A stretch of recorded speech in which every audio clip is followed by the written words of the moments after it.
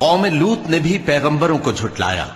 जब उनसे उनके भाई लूत ने कहा कि तुम क्यों नहीं डरते, मैं तो तुम्हारा अमानतदार पैगंबर हूं, तो अल्लाह से डरो और मेरा कहा मानो, और मैं तुमसे इस काम का बदला नहीं मांगता, मेरा बदला रब्बुल आलमीन के जिम्मे है। क्या तुम दुनिया जहान में से लड़कों पर माइल होते हो और तुम्हारे परवरदिगार ने जो तुम्हारे लिए तुम्हारी बीवियां पैदा की हैं उनको छोड़ देते हो? हकीकत यह है कि तुम हद से निकल जाने वाले लोग हो। वो कहने लगे कि ऐ लूत, अगर तुम बाज ना आओगे तो शहर बद्र कर दिए जाओगे। लूत ने कहा, मैं तुम्हारे काम से सख्त बेजार हूं। ऐ मेरे परवरदिगार, मुझको और मेरे घर वालों को इनके कामों के वबाल से नजात दे। सो हमने उनको और उनके घर वालों को सबको नजात दी, मगर एक बुढ़िया के पीछे रह जाने वालों में थी। फिर हमने औरों को हलाक कर दिया और उन पर मे बरसाया। सो जो मे उन लोगों पर जो खबरदार किए गए थे बरसा, वो बुरा था।